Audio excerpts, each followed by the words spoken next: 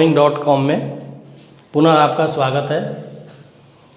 Physics के chapter हम लोग प्रकाश के परावर्तन को पढ़ रहे थे। आगे हम जानेंगे उसके आगे दर्पण क्या है। तो दर्पण जिसको मिरर कहते हैं हम लोग, वे परावर्तक सतह होते हैं, यानी टकराकर लौटने वाली सतह जो प्रकाश किरणों का नियमित रूप से, यानी प्रकाश के परावर्तन का नियमों का पालन करते हुए नियमित रूप से पूर्णतः परावर्तन करते हैं। ये 4 प्रकार के होते हैं। 4 प्रकार में है समतल दर्पण, जिस दर्पण के द्वारा आप चेहरा देखते हैं, ये समतल दर्पण है, इसको प्लेन मिरर कहा जाता है। दूसरा है अवतल दर्पण।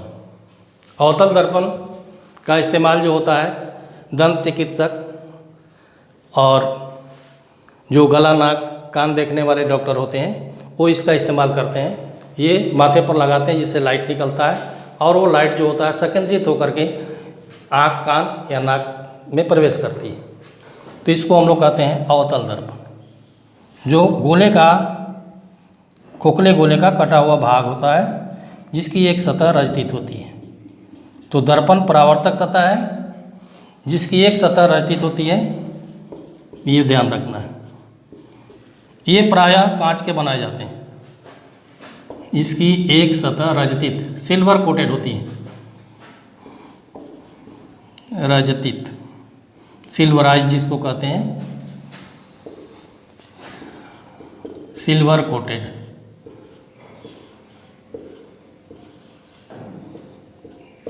तो ये सिल्वर की परत उस पर चढ़ी होती है चांदी की, और उसके ऊपर जो है पेंट लगा होता है। जब दर्पण कभी टूटता होगा तो पीछे वाला हिस्सा देखेंगे तो आपको स्पष्ट नजर आ जाएगा। तो समतल दर्पण जिसका इस्तेमाल हम लोग आईने के रूप में करते हैं, और इसका इस्तेमाल हम बताएंगे। अवतल दर्पण बताए दंत चिकित्सक, नाक कान गला देखने वाले डॉक्टर इसका इस्तेमाल करते हैं। उत्तल दर्पण इसका इस्तेमाल हम लोग देखे हुए हैं। ये मोटर गाड़ियों के साइड मिरर में देखिए, या कोई चालक अपने बगल में एक दर्पण लगाए होता है पीछे की वस्तुओं को देखने के लिए, जो मोटरसाइकिल में भी होता है। ये उत्तल दर्पण होता है, और ये उत्तल दर्पण प्रकाश किरणों को फैलाता भी है और इसमें प्रतिबिंब भी बनता है जिसको हम लोग सुविधाजनक रूप से देखते हैं। तीसरा है परावलयिक दर्पण। इसका इस्तेमाल जो होता है सर्च लाइटों में होता है। जो जहाज होते हैं उनको मार्गदर्शन के लिए जो लाइट की व्यवस्था की जाती है, फोकस दी जाती है, वो परावलयिक दर्पण होता है, जो देखने में अवतल दर्पण जैसा ही नज़र आ रहा है, लेकिन ये पराबोला का कटा हुआ भाग है और ये गोला का कटा हुआ भाग है। तो इस तरह से दर्पण हम देख रहे हैं 4 टाइप।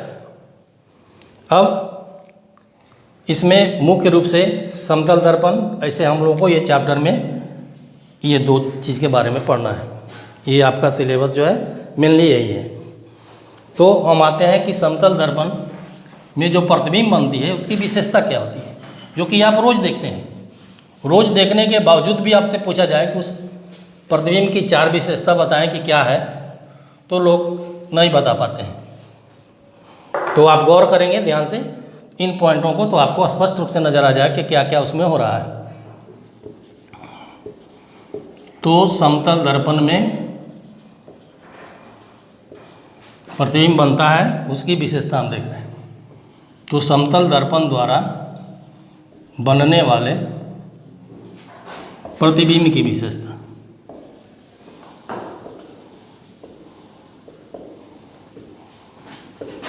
प्रतिबिंब की विशेषताएं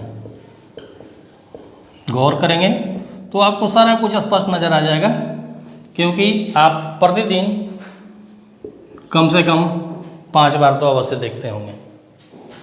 तो पहला पॉइंट इसमें ज़रा देखिए, गौर कीजिए। तो प्रतिबिंब जो बनता है वो सीधा बनता है। बिंब जो हम लोग खड़ा होते हैं तो ठीक उसमें खड़ा जैसा ही होता है, जिसको हम लोग कहते हैं प्रतिबिंब का सीधा बनना।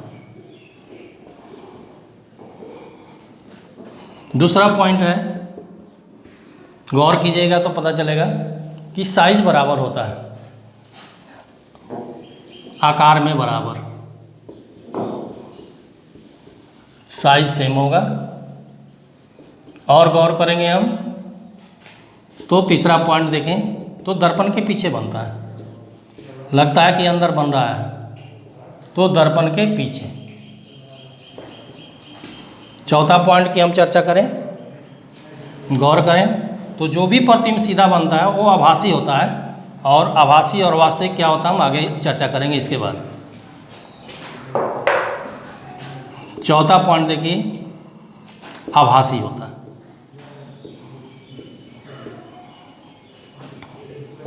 एक चीज़ और आप गौर किए होंगे कि जब दर्पण के सामने खड़ा होकर आप अपना लेफ्ट हैंड उठाते हैं तो उसमें उसका राइट हैंड उठता है, यानी साइड चेंज हो जाता है। इसको उल्टा नहीं बल्कि हम लोग साइड चेंज कहते हैं, और इसको पार्श्व परिवर्तित कहा जाता है। साइड चेंज, पार्श्व परिवर्तित।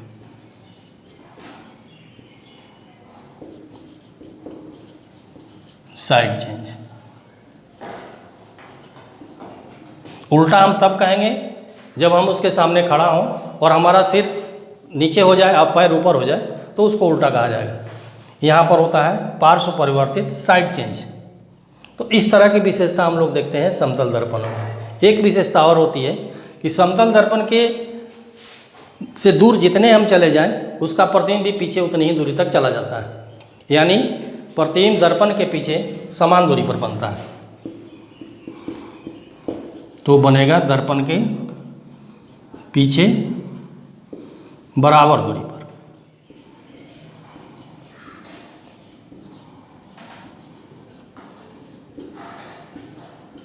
तो ये विशेषताएं हैं समतल दर्पण की जो उसमें प्रतिबिंब बनती है। तो प्रतिबिंब क्या है अभी हम लोग नहीं जान पाए, तो पहले हम एक बात करते हैं छाया की। परछाई और प्रतिबिंब में क्या अंतर है हम ये पहले जान लेंगे।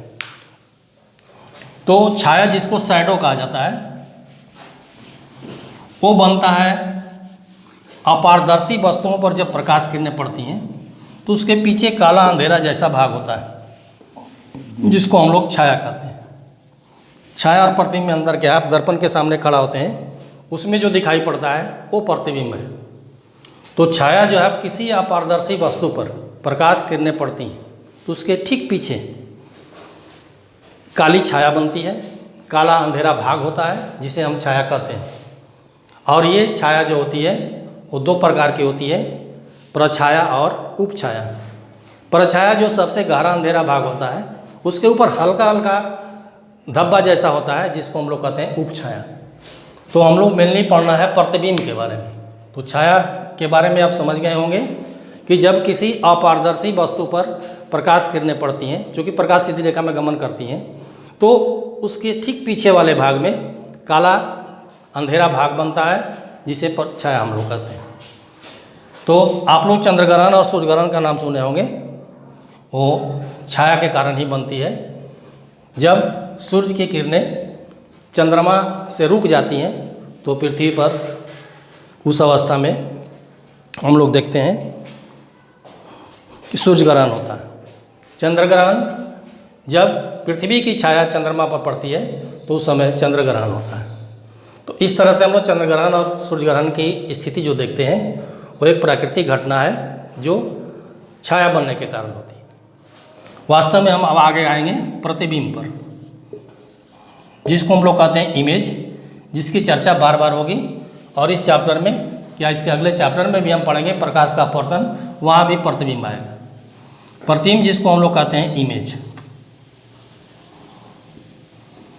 अब क्या होता है कि किसी बिंदु से जब प्रकाश किरणें चलती हैं और किसी सतह से परावर्तित होती हैं या अपवर्तित होती हैं, तो दोनों स्थिति में ये किरणें जो है कहीं ना कहीं जाकर एक दूसरे से मिलती हैं या मिलती हुई प्रतीत होती हैं। उस बिंदु को, उस बिंदु बिंब का प्रतिबिंब कहा जाता है। तो आइए जरा हम डेफिनेशन इसका लिख देते हैं। किसी वस्तु बिंब से, यानी जो वस्तु का काम कर रहा है वो बिंदु है, बिंदु बिंब कर देते हैं। बिंदु यानी पॉइंटेड होगा, बिंदु बिंब से आपतित किरणें, आने वाली किरणें हुई आपतित किरणें परावर्तन अथवा अपवर्तन के बाद दोनों स्थितियों में होती है, अथवा अपवर्तन, रिफ्रैक्शन होता है। ये रिफ्लेक्शन चैप्टर हम लोग पढ़ रहे हैं। अगला चैप्टर जो है प्रकाश का अपवर्तन आएगा।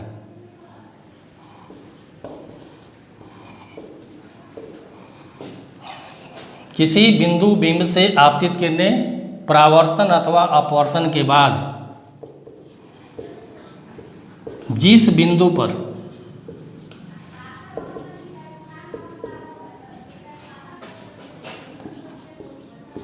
मिलती हैं अथवा मिलती प्रतीत होती हैं, यानी आभासी रूप, वास्तविक रूप में और आभासी रूप में, अथवा मिलती प्रतीत होती हैं, ये आभासी हो गया। मिलती नहीं है बल्कि मिलती हुई प्रतीत होती हैं, उसे वस्तु बिंब का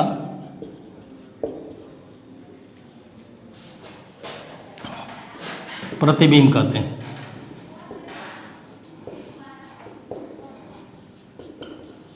वस्तु बिंब का प्रतिबिंब कहते हैं। अब ये दो प्रकार का होता है। यह दो प्रकार का होता है, वास्तविक प्रतिबिंब और आभासी प्रतिबिंब। वास्तविक प्रतिबिंब हमेशा उल्टा होता है। बिंब के सामने, दर्पण के सामने या किसी लेंस के सामने बिंब को हम रखते हैं तो उसका प्रतिबिंब दो तरह का बनता है। पहली स्थिति कि ये किरणें निकलने के बाद टकरा करके या अपवर्तित होकर के पुनः एक बिंदु पर मिल जाती हैं, वो होता है वास्तविक। और मिलती हुई प्रतीत होती हैं, बल्कि किरणें दूसरी तरफ जा रही होती हैं लेकिन पीछे की तरफ काल्पनिक रूप से मिलती हैं, तो उसको हम लोग काल्पनिक प्रतिबिंब कहते हैं। दोनों की विशेषताएं अलग अलग हैं। वास्तविक प्रतिबिंब हमेशा उल्टा होता है, ये उसकी पहचान है। यदि प्रतिबिंब उल्टा है तो वास्तविक है, यदि प्रतिबिंब सीधा है तो काल्पनिक है। अब हम बात करें कि सिनेमा हॉल के पर्दे पर कैसा प्रतिबिंब बनता है, तो सिनेमा हॉल के पर्दे पर बनने वाला प्रतिबिंब हम लोगों को तो सीधा दिखाई पड़ता है। वास्तव में जो लेंस के द्वारा किरणें प्रोजेक्टर से होती हुई पर्दे पर जाती हैं, वहाँ प्रकाश किरणें काल्पनिक रूप से मिलती हैं। इसका अर्थ क्या हुआ कि प्रतिबिंब उल्टा बनता है। तो ये उल्टा बनने वाला प्रतिबिंब सीधा दिखाया जाता है, प्रोजेक्टर में ही रील को उल्टा कर दिया जाता है। इस तरह से प्रतिबिंब वहाँ पर उल्टा का उल्टा यानी सीधा हो जाता है। तो इस तरह से वहाँ, चूँकि आभासी प्रतिबिंब को किसी पर्दे या दीवार पर बनाया ही नहीं जा सकता है, इसलिए सिनेमा हॉल के पर्दे पर बनने वाला प्रतिबिंब वास्तविक होगा, उल्टा भी होगा। इसलिए बिंब को ही उल्टा रखा जाता है जिससे कि पर्दे पर प्रतिबिंब सीधा दिखाई पड़े। तो हम दो प्रकार की बात कर रहे हैं। नंबर एक, वास्तविक प्रतिबिंब जिसको रियल इमेज कहते हैं। वास्तविक प्रतिबिंब, रियल इमेज, रियल इमेज हो गया। और दूसरी हम बात कर रहे हैं आभासी प्रतिबिंब की। आभास केवल होता है आभासी प्रतिबिंब जिसको हम लोग कहते हैं वर्चुअल इमेज।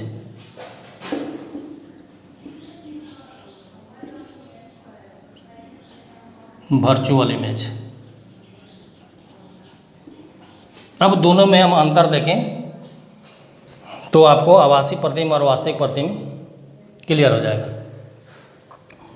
अंतर जरा देखें हम वास्तविक और आभासी में। अभी बताया कि वास्तविक प्रतिबिंब हमेशा सीधा होगा, ये हमेशा उल्टा होगा, और आभासी प्रतिबिंब हमेशा सीधा होगा। और वास्तविक प्रतिबिंब को हम पर्दे या दीवार पर बना सकते हैं, लेकिन आभासी प्रतिबिंब को पर्दे या दीवार पर नहीं बनाया जा सकता है।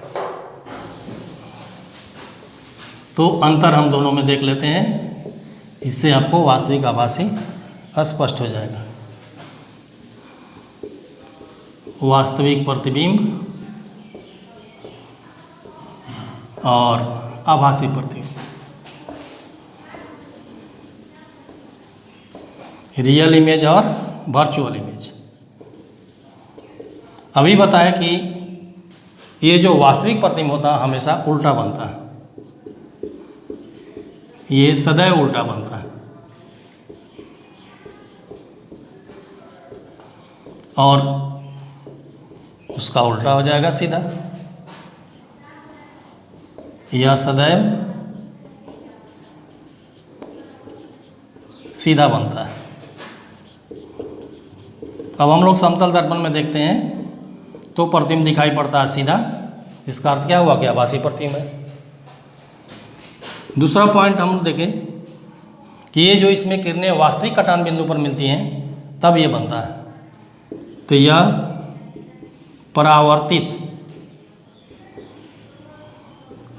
अथवा अपवर्तित किरणों के परावर्तित अथवा अपवर्तित किरणों के वास्तविक कटान बिंदु पर बनता है। रियल में जहाँ पर मिलती हैं के वास्तविक कटान बिंदु पर बनता है। अब उधर हम देखें तो सेम चीज़, जहाँ वास्तविक है वहाँ पर काल्पनिक हो जाएगा। वास्तविक कटान बिंदु पर कटान बिंदु या वास्तविक कटान पर, वास्तविक कटान पर बनता है। और ये बनता है दूसरा, यह परावर्तित अथवा अपवर्तित किरणों के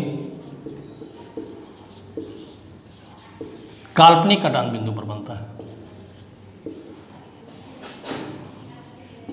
किरणों के काल्पनिक कटान बिंदु पर बनता है। वास्तविक पर था,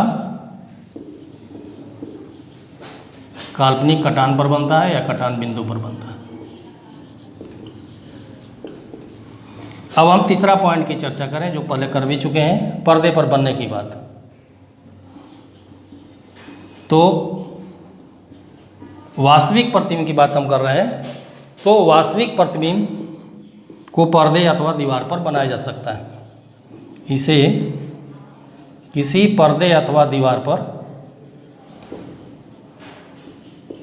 बनाया जा सकता है। पर्दे अथवा दीवार पर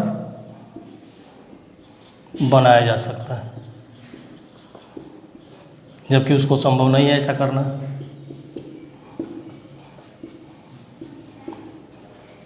और यहाँ उल्टा हो गया, इसे किसी पर्दे अथवा दीवार पर नहीं बनाया जा सकता या बनाना संभव नहीं है। पर्दे अथवा दीवार पर बनाना संभव नहीं, यह बनाया जाना संभव नहीं। तो इस तरह से अभी हम देखें कि प्रतिबिंब वास्तविक और आभासी क्या है, उससे आपके बारे में, उसके बारे में आपको पूरी जानकारी यहाँ मिल जाएगी।